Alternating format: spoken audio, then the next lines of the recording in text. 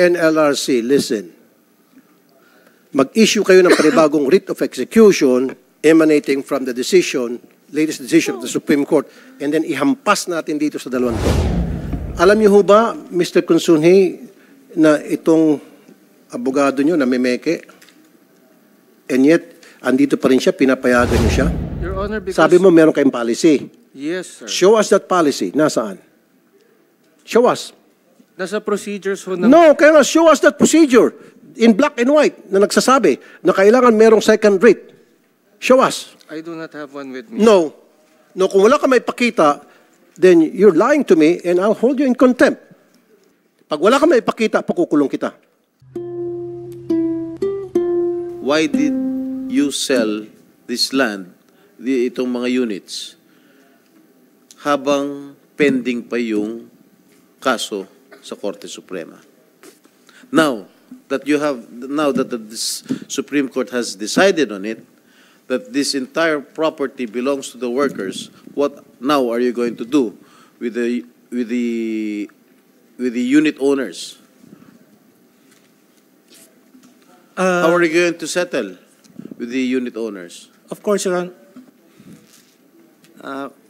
We'll make them whole, sir. Either we return their money or replace the units if we get an adverse decision from the Supreme Court.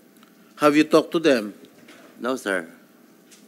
Didn't they know before you sold the property? Didn't they know that this land is being disputed? The property was sold way before this issue came. The decision of the Supreme Court is 2023. Yes. We developed it 2015. Nabenta na namin yan bago lumabas yung Supreme Court decision. Po.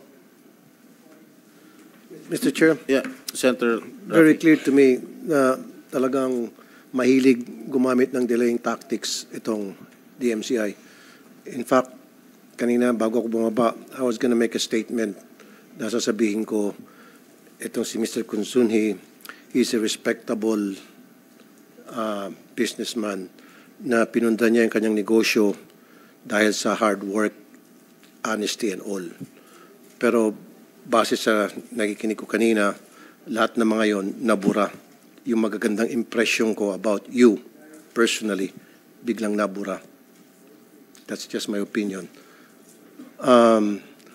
You don't know when to surrender. Talagang ipupush nyo. And I doubt it na kapag sinasabi nyo nag-EMR kayo kahit na hindi na dapat, you will come up with many excuses para ma-stretch talaga to hanggang sa mangkamatay na siguro, pardon for the word, yung mga complainant. That's what you're trying to do. Because you have all the resources na para pahabain to while these complainants doesn't. Now, balik tayo. November, last year, nag-file kayo ng MR. At sumagot ang Supreme Court doon sa MR na pinal nyo. Attorney Agnes Maranan or sino gusto magsalita? Would you like to comment doon sa sinasabi nitong si Attorney Lazaro? Sorry, I call you Lazaro kasi nalala ko, siya yung kayang magbuhay ng patay. Did you know, before I'll let you talk, Attorney Agnes Maranan, alam niyo ho ba, Mr. Consunji, na itong abogado nyo na memeke, and yet, andito pa rin siya, pinapayagan nyo siya? I was expecting that he will no longer be here after na malaman ninyo na gumagawa siya ng hindi tama na nakakasira po sa imahe ninyong company. Kaya pagdating ko rito, nagulat ako, andito pa rin siya. Kasi if I were you in your situation at meron akong isang staff na gumawa ng kalokohan, sisibaking ko na. Kaya nga sabi ko, gagawa sana ko na napakagandang statement na pupurihin ka. At yung nakikita ko ngayon, yung mga narinig ko, binabawi ko na yung mga gandang impression ko towards you personally. I'm sorry, Mr. Consunji. Go ahead. Pag-uusapan natin itong decision ng Supreme Court which is final executory. Dapat mai-cancel na yung title na hawak ng DMCI, na yung DMCI nagmamatigas. So, nandito ba yung LRA? Yung RD? Are you the regional director? So therefore, with this decision from the Supreme Court, i-cancel nyo na yung title. Can you do that? Or would you like us to call the Supreme Court and oblige you to do it? Sir, with due Compel you respect, to do Your Honor, we are waiting for the writ of execution for it to be cancelled, Your Honor. But we will comply with the order of the Supreme Court. We just need the writ of execution to cancel the existing title, sir. Attorney Maranan, sabi mo final? Because Yes, there's sir. no By the such way, thing there as are second. two. There are two decisions. As I said, the first one, which was final as early as 22, said exactly the same thing. Final. Yes, sir. That one, undisputably. Okay. That is final. That is executory. And, sir, if I may, the decision of the Supreme Court in both cases is already executory. I believe there's nothing more to wait for. The Supreme Court said, implement Okay. the arbiter's decision. Do you have a copy of the decision, Attorney Maranan?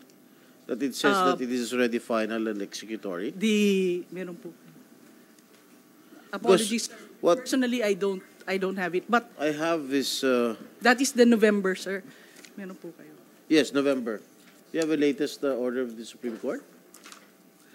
On the first case, sir, my apologies, sir, I did not bring a copy. But Is on this the not first the case, latest decision by the Supreme Court? that is the latest, sir, on the second case. All right. But on the first case, It it says is it's final. final. And I All think right. even Wala. Attorney... What about the second case?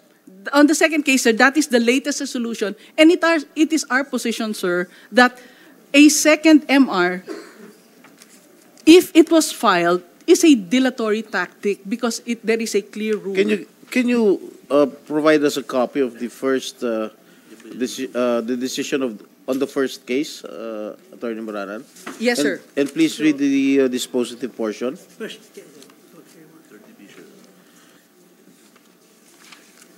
Yung sa third division. Ito yung...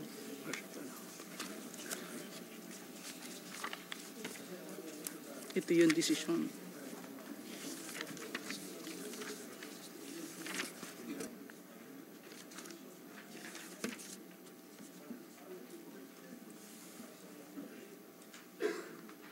You have it, Attorney Maranan? Yes, Your Honor.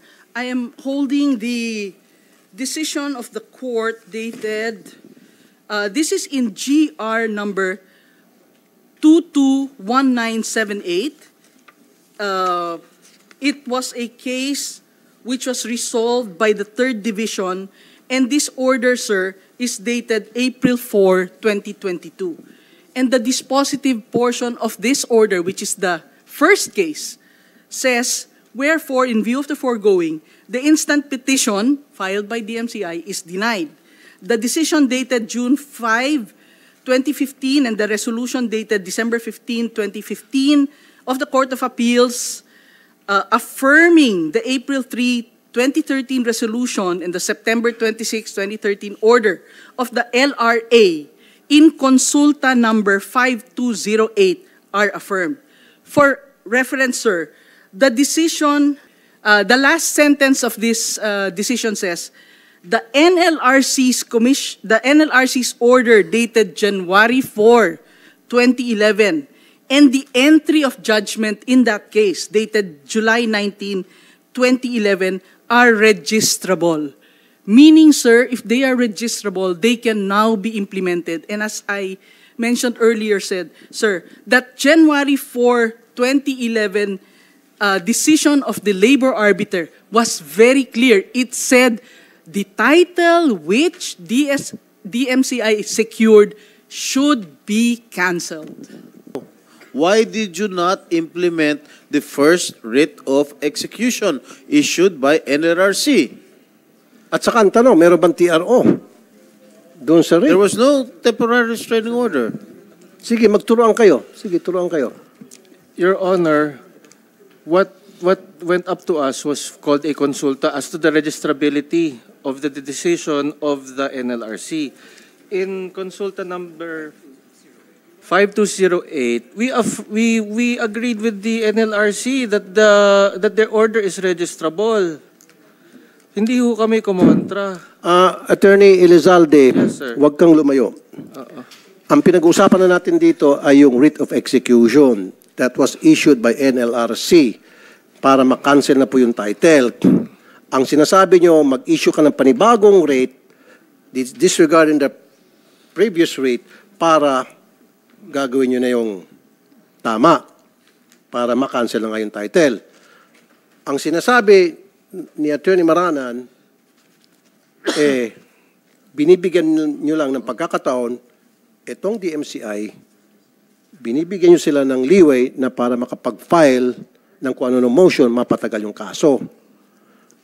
So, meron ng rate na na-issue ang NLRC at hindi question yung rate na yon, hindi nag-TRO, nag-file ng TRO. So, lumabas yung desisyon ng Supreme Court patungkol doon sa desisyon ng paglabas ng rate. Then why do you need another second rate? Your Honor, because... Sabi mo meron kayong policy. Yes, sir. Show us that policy. Nasaan?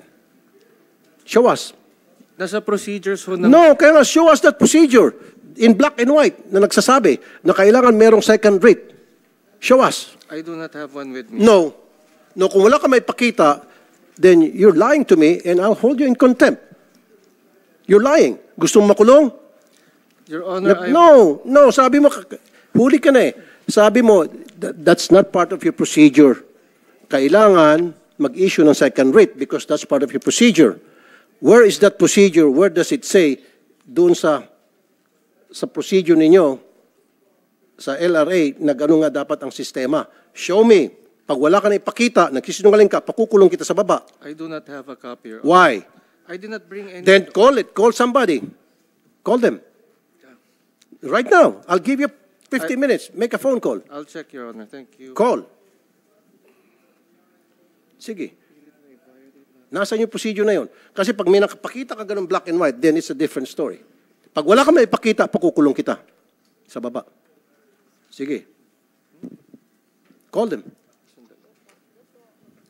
Hello. All right, just turn off your mic, please.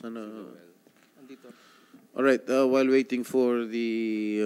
Mr. Chair, dapat yung eksakto na kasabi na kailangan may second rate. Kasi yun ang binibigyan palusot eh. So, Commissioner Nick Daw, abogado ka, no? Opo. Yeah. So, as far as I understand, during doon sa mga sinasabi mo, no? So, they should have implemented the first writ of execution. Am I correct? Opo. Dapat na. But they did not. They Hindi. did not implement. So, in your case, in your opinion, you do not need to execute another writ of execution Kung ako po ang personal based ko po na on opinion, the yes po. Supreme Court decision. Personal ko po na opinion, hindi na po kailangan. Kasi kahit po umandar po ang kaso sa Korte Suprema, maaari pong i-implement pa rin yung aming writ of execution in the Which they absence did of- not. Yes Which po. they did not do. Yes po. All right. So, in your own opinion, as a commissioner of the NLRC, you do not need to execute another writ of execution. Mag-issue po Mag-issue ng panibagong- ng writ of execution. All right. Maliwanag. Kasi Mr. Chair, nakikita ko, pati itong LRA, pinaikot-ikot tayo. Yung kagalingan nitong LRA sa pag-ikot-ikot at kagalingan nitong DMCI sa pag-ikot-ikot, pinagsama mong dalawa, bingo. Talagang wala tayong patutungan dito. Pag in-entertain natin yung kanilang kabalastugan. No, I'm not gonna accept it. Attorney Elizalde, did you get the records ready? Your Honor, I'm having someone look through the records now. Excuse me? Pinapahanap ko po, sir. How long would it take? Kayo pa ba'y manual o computerized? Dapat isang pindot na sa computer, hanapin nyo, search, nandiyan agad. Manual po yung... So kung manual, abutin tayo dito ng siyam-siyam. Gusto mo i-suspend natin para pagbalik para sa next hearing, meron ka na nun. I fervently apologize that we are still looking. Kaya nga, kung halimbawa, sasabihin mo hindi mahanap-hanap dahil manual pala kayo at kung saan nakalagay na yung dokumentong yon, saan nakabaon. So sa susunod na hearing, may dala ka na. Yes, Your Honor, we'll do that. No, we'll wait for you now. We'll wait. Sige. Attorney Elizalde, abogado ka, di ba? Attorney. Yes, Alright, Your Honor. hindi ka ba sumasang-ayon sa opinion ni Commissioner Nick Dao na hindi na kinakailangan mag-issue ng isa pang writ of execution base sa... Mr. Chair, I'm sorry. Yes. Kasi nga, babalik naman tayo doon. Sabihin niya, procedure, pinagbabawal. That's why, para matapos na agad to, ipakita mo yung procedure ninyo na sinasabi mo, Alright. wherein it states na kailangan ng second writ. Alright, Attorney Elizalde, kung i-implement mo yung inisyu ng NLRC ng writ of execution, sa tingin mo ba may kakaso sa'yo? Sino magkakaso sa'yo? Hindi ko po alam, Your Honor. What do you want to Why do? don't you implement motu proprio the issuance of the writ of execution by the NLRC, which has been issued way back 2006 pa, 18 years ago. You did not do anything about it. Mr. Chair, baka babawiin eh. Baka may babawiin ang DMCI sa kanya. Bakit? Were you there already in 2006? I was not a lawyer in 2006, Your Honor. Oh. Anyway, now that pinag-uusapan natin to, bakit hindi nyo gawin? Meron ng Supreme Court decision. Will I be granted, sir, just to check the procedure? I am looking for yung sa procedure. If there is any chance that we can follow what you are saying, we will do so. Certainly. Following up dun sa sinabi ni Mr. Chair. So, meron bang labag sa batas kung sakali man, meron ganung procedure? Kapag sinunod mo yung original writ na in-issue ng NLRC and then going back sa decision ng Supreme Court, kapag sinunod mo, nag-motu proprio ka, meron ka bang violation doon sa procedure, ikaw ay makukulong? Your Honor, alamin ko muna. I really need to see the document that we have there first so I can make You should have come here prepared already. I You knew that we were going to have a hearing. Last year, during our last year, sinabi ko, January 24, mag-hearing tayo. Oh, you're trying to delay the proceedings here. So, ilang minuto na? I think 50 minutes na. Wala pa rin yung Eh, procedure. marami pa mga resource persons na pwede tanungin dito. What's the procedure? Hindi pa po nagre-reply yung tinawagan See? ko sa office. You see, Mr. Chair? Gumamit ka kasi ng procedure. Ngayon, corner kita, nakahong kita. Sige. Palusot pa more. Kala mo, malusutan mo kami. Sige. Pag wala ka maipakitang procedure, nagsisinungaling ka, baka I'll hold you in contempt, baka makulong ka sa baba. Because ayaw namin nagsisinungaling dito. Ayaw namin pinaikot-ikot kami rito. Na magsisinungaling ka sa amin, nagsisinungaling kayo sa taong bayan. Kanina pa kayo nagtuturuan, kanina pa kayo nagbubulong-bulungan eh. Isa sa inyo, nagsasabing, ikaw yan. Yung isa, hindi, ikaw yan. So, nasaan yung procedure? You called somebody. Who did you call? Yung records officer po namin. Okay. What did you ask your records officer? The rule? Yes, sir. The procedure that requires Procedure? writ of execution na bago. Na bago. Na bago? Yes, sir. Attorney Elizalde, Yes, Your Honor. kasama ka dun sa nag-review at kasama yung COMSEC. Wala rito yung sinabi mo, procedure. Well, Your Honor, since it's not there, then we'll see what we can do to have that No, well, let's see what we can do. We have to come, we need to hear from you yung magiging definite action. Wag, we'll see what we can do. Kasi yung usapan natin pag wala rito, then Your Honor, gagawin mo because, yung rapat, which is, ika-cancel mo na yung title. Your Honor, if I may, under the rules of court, a judgment by the court becomes final by operation of law. And when that happens, No, wait a minute. You're talking about your procedure. Binanggit mo to, ito yung sinambit mo, ito yung binigay mong dahilan. Sabi mo, in the absence of that procedure na sinambit mo kanina, then you'll be obliged na ika-cancel na at i-honor mo yung unang writ na na-issue ng NLRC. Your Honor, if I can just make one more explanation on this. Under the rules of court, when a decision becomes final, the prevailing party is entitled to a writ of execution. That is what we follow. It is suppletory to us. So if they can just do that, we will do it forthwith. Teka muna, meron siguro nag-coach sa iyo. Kanina, maliwanag dito, sinabi mo na meron kasing procedure ninyo na nakalagay sa libro ninyo sa LRA, kaya hindi mo i-honor yung unang writ of execution na ipinalabas ng NLRC nung sometime in 2000, right? Sabi ko sa iyo, ipakita mo sa akin. At kapag wala dito sa procedure ninyo, yung binabanggit mo, then mag-i-issue ka na. Gagawin mo na yung aksyon na cancellation of the title. Yun yung usapan natin. Ngayon, nagbago ka na. We may allow that. We may ask the Register of Deeds to cancel the title. But Your Honor, please just give me time to check. Because when people come to us sa LRA, with respect... No, sir. I'm not gonna allow you to do that.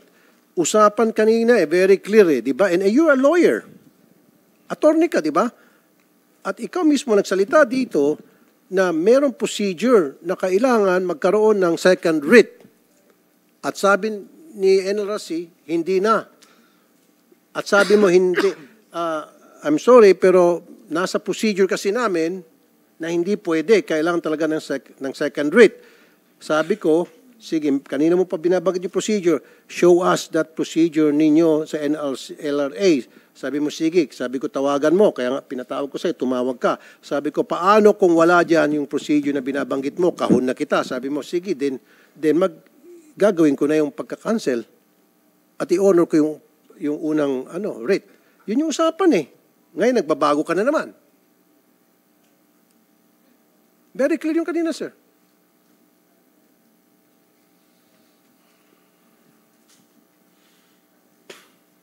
Very clear.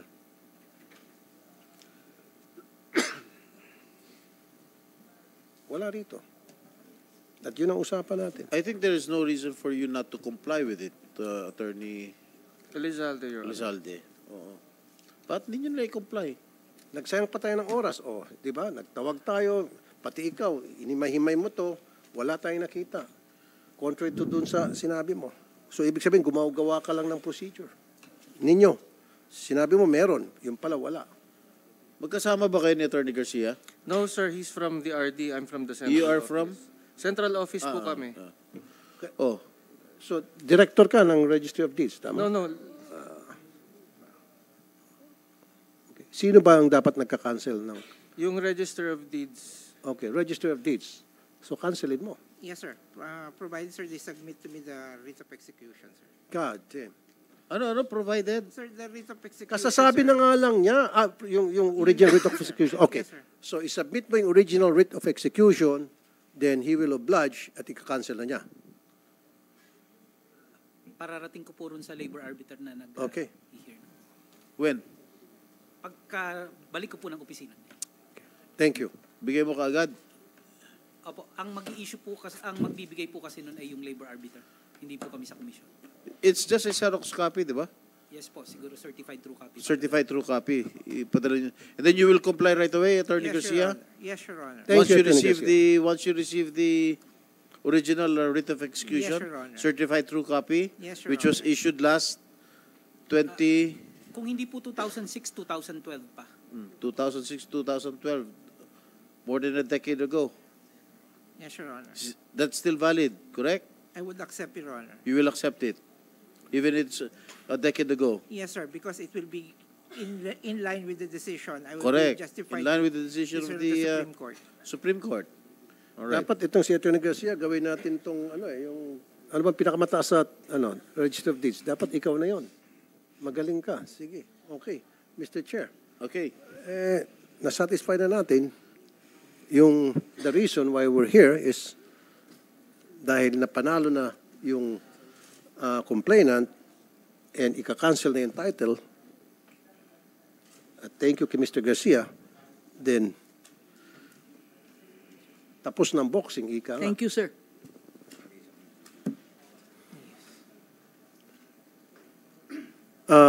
Going back to what I said earlier in my statement,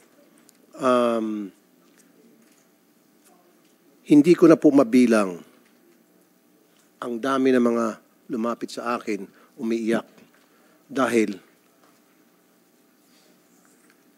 years and years passed by at nang kamatay na yung kanilang mga kamag-anak, sila ay mga apo na. Hindi pa rin titikman yung kanilang panalo sa NLRC. And this time, I don't blame NLRC kasi nga dinadala sa korte. Now, dito, may kita natin na yung justice system natin, it really works. It really works. Na-expose yung cracks na nagagamit yung justice system natin ng mga ilang kumpanya para sila ay makapaglamang sa kanilang mga inaping manggagawa. This is a victory to all our manggagawa na palagi na lang naapi ng mga kumpanya na hindi gumagawa ng tama.